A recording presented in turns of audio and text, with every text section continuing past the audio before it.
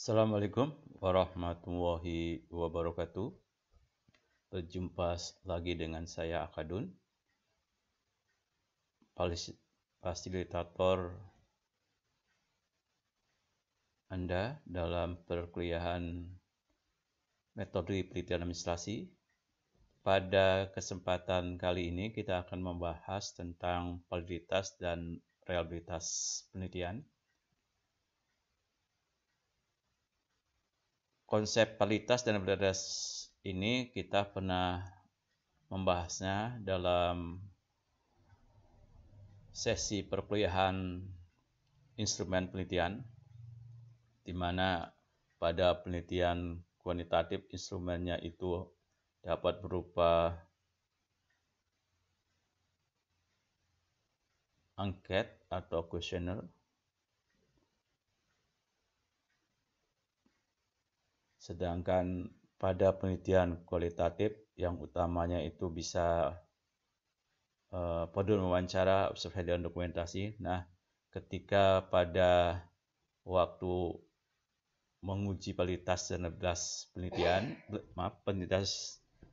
instrumen penelitian, maka kalau kuantitatif itu dengan melakukan uji statistik, sedangkan pada waktu modul wawancara yang digunakan sebagai instrumen penelitian, maka ada uji variabel, uji validitas kontennya itu dengan meminta pendapat dari pakar di bidang atau bidang studi atau disiplin ilmu. Tentu kalau misalkan bicara tentang organisasi, maka minta pendapat apakah isi yang ada di dalam angkat itu sesuai dengan mau yang diteliti, maka harus minta pendapatnya dari ahli tentang organisasi. Nah, pada kali ini kita bicara tentang validitas dan reliabilitas penelitian.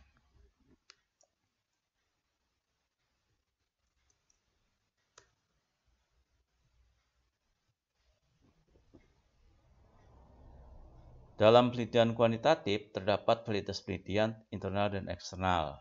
Validitas penelitian internal berkaitan dengan derajat akurasi desain penelitian dengan hasil yang dicapai. Jadi ada dua validitas penelitian di dalam penelitian kuantitatif, yaitu validitas internal dan eksternal. Validitas internal itu berkaitan dengan apakah desain penelitian yang dibuat itu memiliki ketepatan dengan hasil yang dicapai. Kalau dalam desain penelitian dirancang untuk meneliti etos kerja tenaga kependidikan, maka data yang diperoleh seharusnya adalah data akurat tentang etos kerja tenaga kependidikan. Penelitian menjadi tidak valid apabila ditemukan adalah motivasi kerja guru. Validitas eksternal berkenaan dengan derajat akurasi hasil penelitian dapat digeneralisasikan atau diterapkan pada populasi di mana sampel tersebut diambil. Jadi kalau eksternal itu mengkaji, melihat ya apakah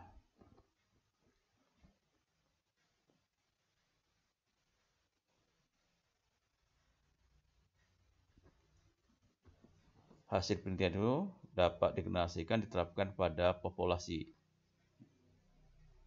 di mana sampel tersebut diambil. Jadi ini diterapkan di apa kita kan kalau kuantitatif itu mengambil sampel. Nah, sampel yang ini apakah berlaku untuk seluruh populasi atau tidak? Nah, itu adalah validitas eksternal. Bila sampel penelitian representatif, instrumen penelitian valid dan reliable, cara mengumpulkan dan menganalisis data benar, maka penelitian akan memiliki validitas eksternal yang tinggi. Jadi ini berkaitan dengan bagaimana teknik penelitian, gitu ya, teknik pengumpulan data, analisis data, penafsiran data, gitu ya. Nah itu apakah semuanya itu benar, ya. Termasuk instrumennya juga memiliki valid dan reliable gitu ya. Nah, hasilnya itu akan representatif, mewakili sampel itu mewakili populasi, maka penelitian itu memiliki validitas eksternal yang tinggi. Reliabilitas penelitian. Reliabilitas berkaitan dengan derajat konsistensi dan stabilitas data atau temuan. Dalam pandangan positivistik atau kuantitatif, suatu data dinyatakan reliable apabila 2 atau lebih peneliti dalam objek yang sama menghasilkan data yang sama, atau peneliti yang sama dalam waktu yang berbeda menghasilkan data yang sama. Atau sekelompok data bila dipecah menjadi 2 menunjukkan data yang tidak berbeda. Nah, jadi ini bisa 3 macam reliabilitas dalam penelitian kualitatif itu. Bisa peneliti yang berbeda di objek yang sama menghasilkan data yang sama pula. Bisa seorang peneliti dalam berbeda waktu menghasilkan data yang sama, melakukan penelitian dalam berbeda waktu menghasilkan yang sama, itu juga bisa reliabilitas penelitian. Dan sekelompok data bila dipecah menjadi 2 menunjukkan data yang tidak berbeda, maka itu memiliki reliabilitas penelitian. Kalau peneliti satu menemukan dalam objek berwarna merah, maka peneliti yang lain juga demikian. Kalau seorang peneliti dalam objek kemarin menemukan data yang berwarna merah, maka sekarang atau besok akan tetap berwarna merah. Nah, itu. Karena reliabilitas berkaitan dengan derajat konsistensi, maka bila ada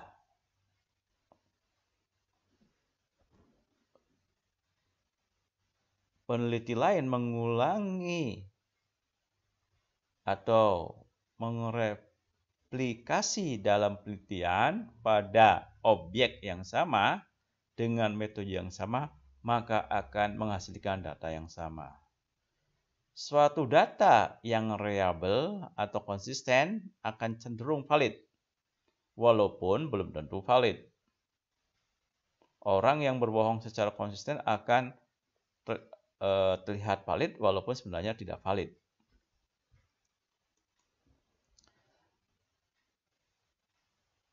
Berkaitan dengan validitas dan validitas data ini, kita di dalam penelitian juga kita mengenal yang namanya objektivitas. Objektivitas berkaitan atau berkenaan dengan derajat kesepakatan atau interpersonal agreement antara banyak orang terhadap suatu data. Bila dari 100 orang terdapat 99 orang menyatakan bahwa terdapat warna merah dalam objek penelitian itu, sedangkan yang 1 orang menyatakan warna lain, maka data tersebut adalah data yang objektif. Objektif di sini lawannya subjektif. Data yang objektif akan cenderung valid walaupun belum tentu valid. Dapat terjadi suatu data yang disepakati sedikit orang akan tetapi lebih valid. Sebagai contoh, terdapat 90 orang menyatakan bahwa A bukan pencuri, objektif. Dan 1 orang menyatakan bahwa A adalah pencuri, subjektif. Ternyata yang betul adalah pernyataan 1 orang. Karena yang 99 orang tersebut teman-teman dari si A yang sama-sama pencuri. Sehingga menyatakan si A bukan pencuri. Kebenaran penelitian kualitatif. Kebenaran kualitas data menurut penelitian kualitatif tidak bersifat tunggal, tetapi jamak dan tergantung pada kemampuan peneliti mengkonstruksi fenomena yang diamati, serta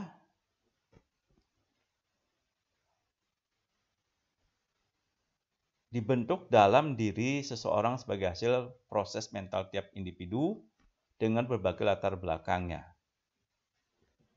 Oleh karena itu, bila terdapat 10 peneliti dengan latar belakang yang berbeda meneliti pada objek yang sama, akan mendapatkan 10 temuan. Semuanya dinyatakan valid kalau apa yang ditemukan itu tidak berbeda dengan kenyataan sesungguhnya yang terjadi pada objek yang diteliti. Jadi kalau misalkan ada meneliti dengan objek atau sasaran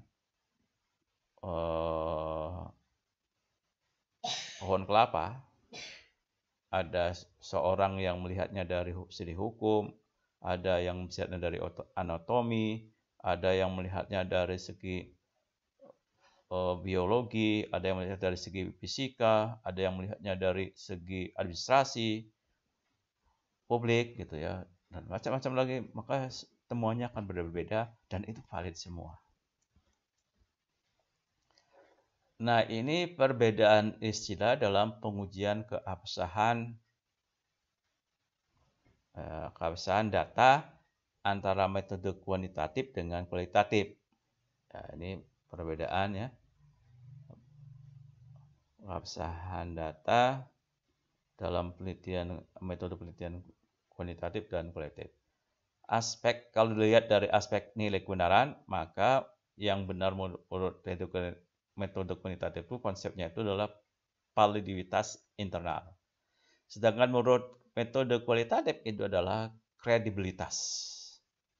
Dalam aspek penerapan, jadi diterapkan apakah diberlakukan pada populasi atau bahkan pada tempat lain gitu, metode kuantitatif itu mengenal namanya validitas eksternal atau generalisasi. Sedangkan dalam metode penelitian kualitatif itu namanya transferability atau keteralihan.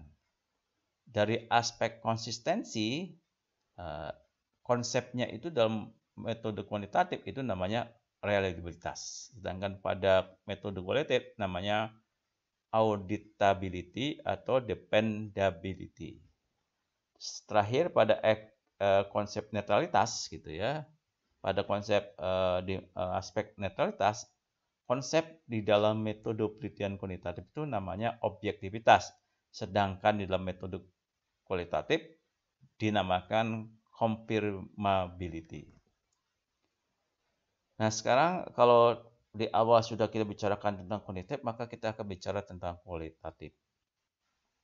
Uji kredibilitas data atau kepercayaan terhadap data hasil penelitian kualitatif dapat dilakukan dengan perpanjangan pengamatan, peningkatan ketekunan dalam penelitian, triangulasi, diskusi dengan teman sejawat, analisis kasus negatif, dan member check. Jadi untuk melakukan uji kredibilitas, ya, kalau di dalam penelitian kualitatif menguji validitas internal gitu ya, itu bisa dilakukan dengan perpanjangan pengamatan, peningkatan ketekunan dalam penelitian, triangulasi, diskusi dengan teman sejawat, dan analisis kasus negatif dan member check.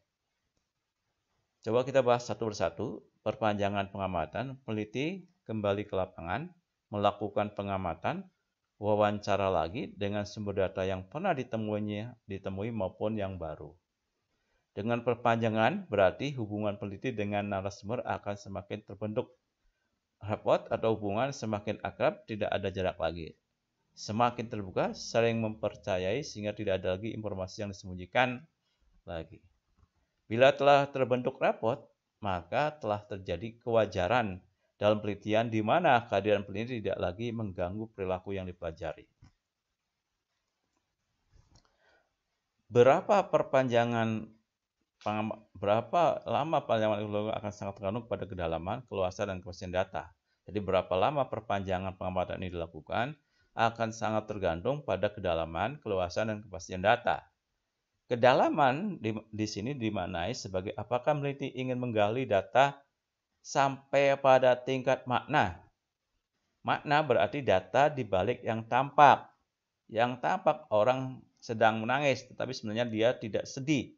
Sebaliknya ia sedang berbahagia. Keluasan berarti banyak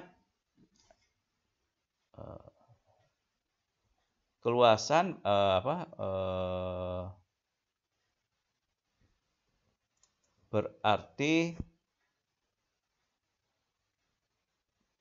hanya sedikit atau ketuntasan indurasi yang diperoleh.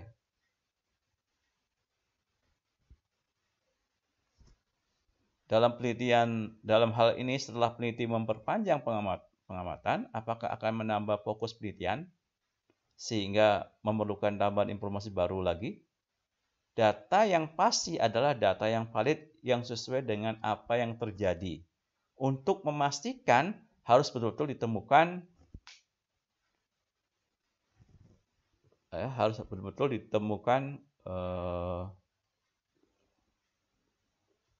dalam kerusuhan, maka dalam kerusuhan ya harus betul secara pasti siapa yang menjadi provokator.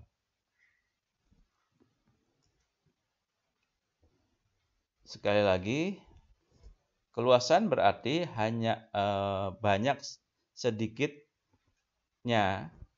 atau ketuntasan indurasi yang diperoleh. Dalam ini setelah peneliti memperpanjang pengamatan, apakah akan menambah fokus penelitian sehingga memerlukan tambahan informasi baru? Data yang pasti adalah data yang valid yang sesuai dengan apa yang terjadi. Untuk memastikan harus betul-betul ditemukan dalam kerusuhan, maka harus betul-betul ditemukan secara pasti siapa yang menjadi provokator.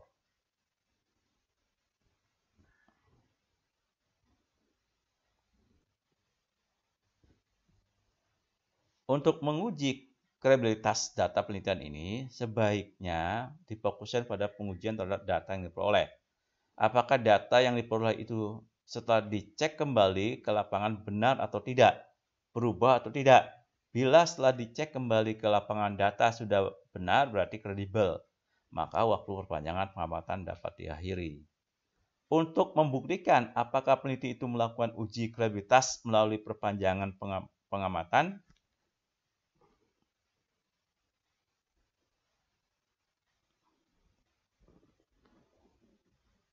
maka akan lebih baik kalau dibuktikan dengan surat keterangan perpanjangan ini dilampirkan dalam laporan penelitian.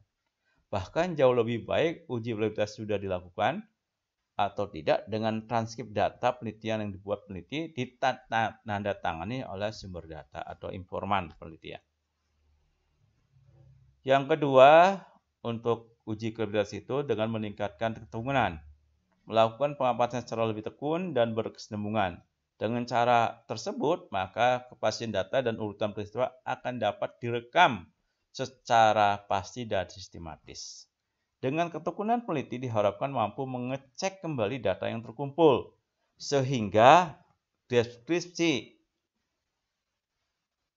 data lebih akurat dan sistematis. Salah satu agar peneliti tekun adalah peneliti terlebih dahulu membaca teori dan penelitian terdahulu yang berkaitan dengan masalah yang teliti. Jadi ini sangat penting sekali, walaupun itu penelitian yang memiliki paradigma konstruktivisme gitu ya, bukan positivisme atau positivisme, tetap harus kita menguasai teori.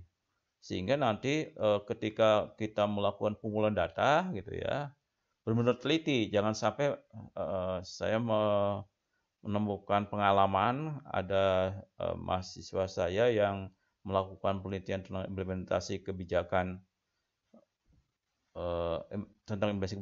ketika di situ ada indikator gitu, ada dimensi yang mengatakan bahwa penyusunan struktur dengan strategi, tapi mahasiswa saya itu tidak mengerti apa itu maksud penyusunan struktur dan strategi. Strukturnya saja nggak ngerti, strateginya nggak ngerti, mana bisa melakukan penelitian. Sehingga apalagi kalau ternyata gitu ya, informan atau sumber datanya itu tidak mengerti juga, sehingga datanya betul-betul sesat gitu ya. Yang ketiga, untuk uji kredibilitas itu dengan melakukan triangulasi. Triangulation is qualitative cross-validation. It assesses the sufficiency of data according to the convergence for multiple data source or multiple data collection procedure. Ini menurut William Wisma tahun 1986. Triangulasi dalam pengujian kredibilitas ini diartikan sebagai pengecekan data dari berbagai sumber dengan berbagai cara dan berbagai waktu. Dengan demikian, terdapat triangulasi sumber, triangulasi teknik pengumpulan data, dan waktu. Triangulasi waktu juga sering mempengaruhi kualitas data. Data yang dikumpulkan dengan teknik wawancara di pagi hari pada saat narasumber masih segar, belum banyak masalah, akan memberikan data yang lebih valid sehingga lebih kredibel. Dalam rangka pengujian kualitas data dapat dilakukan dengan cara melakukan pengecekan wawancara, observasi, atau teknik lain dalam waktu dan situasi yang berbeda. Bila hasil uji menghasilkan data yang berbeda, maka dilakukan secara berulang-ulang sehingga sampai ditemukannya kepastian data. Jadi artinya kalau dalam waktu itu wawancara terhadap informan gitu ya, pengecekan pada observasi, melakukan observasi, melakukan dokumentasi itu secara berulang-ulang, tidak hanya sekali begitu datang sekali langsung pergi gitu ya. Yang selanjutnya yang keempat itu melakukan analisis kasus negatif. Kasus negatif adalah kasus yang tidak sesuai dengan atau berbeda dengan hasil penelitian sehingga pada saat tertentu itu mengalami perubahan datanya. Mengapa dengan analisis kasus negatif akan dapat meningkatkan kualitas data? Melakukan analisis kasus negatif berarti peneliti mencari data yang berbeda atau bahkan bertentangan data yang telah ditemukan.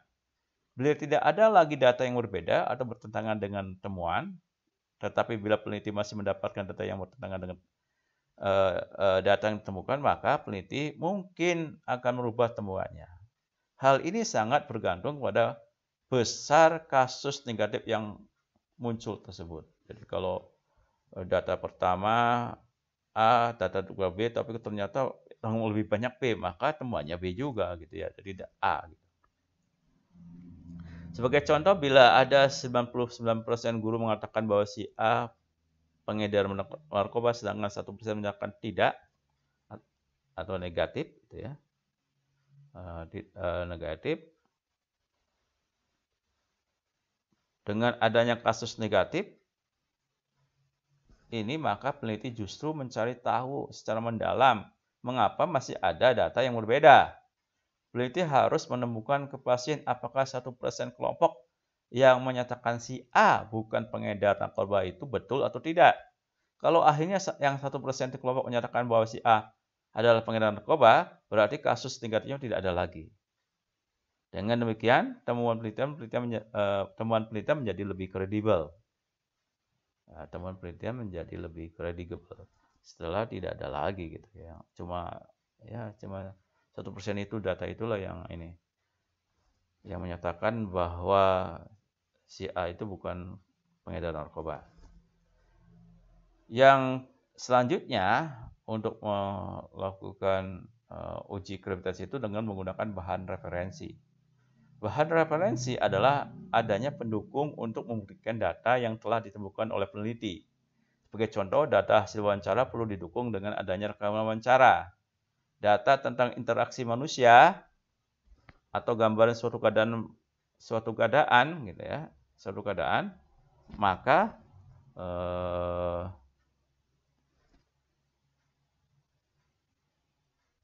perlu didukung oleh foto-foto. Alat-alat bantu perekam data dalam penelitian kualitatif seperti kamera, handycam, alat rekam suara sangat diperlukan untuk mendukung kredibilitas data yang telah ditemukan oleh peneliti. Yang sangat diperlukan oleh peneliti. Dalam laporan penelitian sebaiknya data yang dikemukakan perlu dilengkapi dengan foto-foto atau dokumen otentik sehingga temuan dapat dipercaya. Misalnya kalau ada perda ya dilampirkan perdanya, bahwa kalau terjadi motivasi yang tinggi apa buktinya gitu dengan foto-foto gitu ya. Kalau terjadi rapat dengan rapatnya seperti apa ya ada foto-foto, ada notulen gitu. Nah, itu harus dilampiri dengan bukti-bukti semacam itu. Nah, yang uji kredibilitas yang terakhir itu adalah mengadakan yang namanya member check. Member check adalah proses pengecekan data yang diperoleh peneliti kepada pemberi data. Tujuan member check adalah untuk mengetahui seberapa jauh data yang diperoleh sesuai dengan apa yang diberikan oleh pemberi data. Apabila data yang ditemukan disepakati oleh para pemberi data, berarti data tersebut valid, sehingga semakin kredibel. Tetapi apabila data yang ditemukan peneliti dengan berbagai penjelasan tidak disepakati oleh pemberi data, maka peneliti perlu melakukan diskusi dengan pemberi data. Apabila perbedaannya tajam, maka peneliti harus merubah temuannya dan harus menyesuaikan dengan apa yang diberikan oleh para pemberi data. Tujuan member check adalah agar informasi yang diperoleh dan akan digunakan dalam penulisan laporan penelitian sesuai dengan apa yang dimaksud dengan sumber data atau informan penelitian.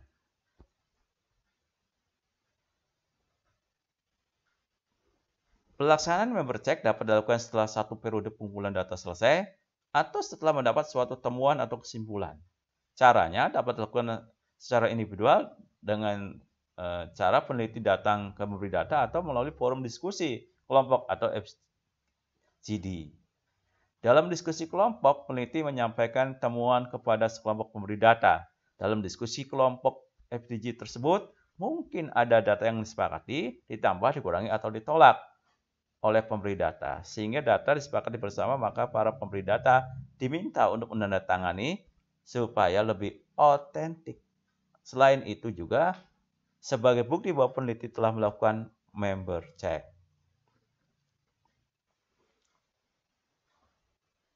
Selanjutnya, setelah ada pengujian kredibilitas, maka di dalam penelitian kualitatif itu ada namanya pengujian transferability, atau kalau dalam penelitian kualitatif itu adalah validitas eksternal. Seberapa besar keberlakuan hasil penelitian ini ditransfer atau dapat dilaksanakan, dapat digunakan di dalam suatu populasi atau suatu sasaran penelitian atau situasi sosial tertentu. Nilai transfer ini berkenaan dengan pertanyaan sehingga mana hasil penelitian dapat ditetapkan atau sejauh mana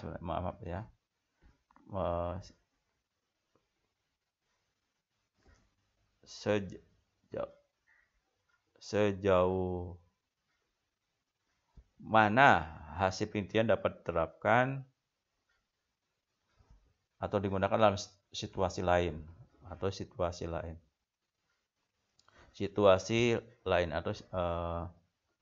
dalam situasi lain. Bagi peneliti naturalistik, nilai transfer bergantung pada pemakai, sehingga manakala hasil penelitian tersebut dapat digunakan dalam konteks dan situasi sosial lain, peneliti sendiri tidak menjamin validitas eksternal ini. Oleh karena supaya orang lain dapat memahami hasil penelitian kualitatif sehingga ada kemungkinan untuk menerapkan hasil penelitian tersebut, maka peneliti dalam membuat laporannya harus memberikan uraian yang rinci, jelas, sistematis, dan dapat dipercaya. Dengan demikian, pembaca menjadi jelas atas hasil penelitian tersebut, sehingga dapat memutuskan atau tidak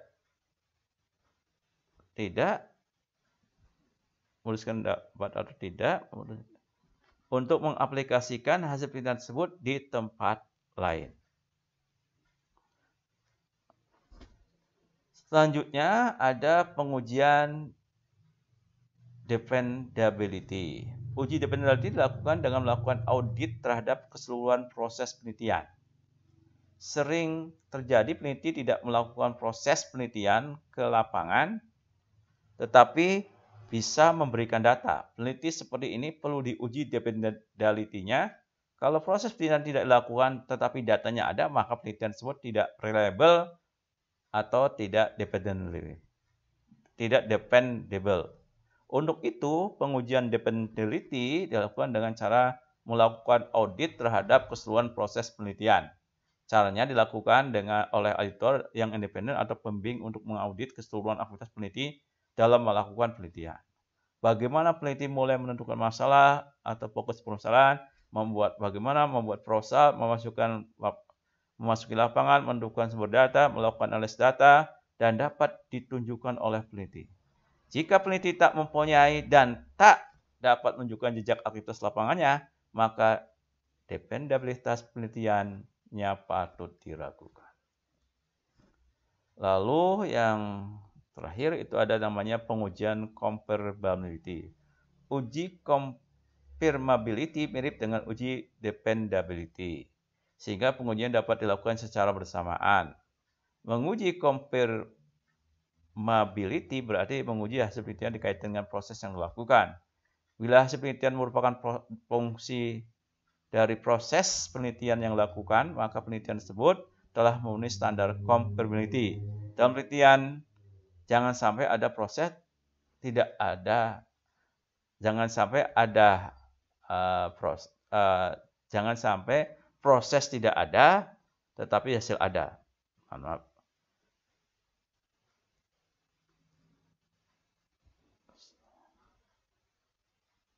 Jadi jangan sampai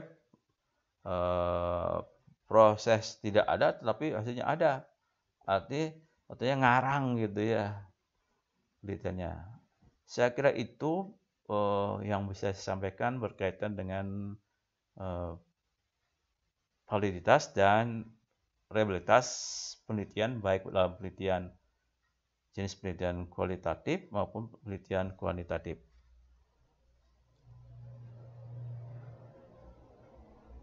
Mohon maaf apabila ada kekurangan di sana sini. Assalamualaikum warahmatullahi wabarakatuh. Salam sejahtera buat kita.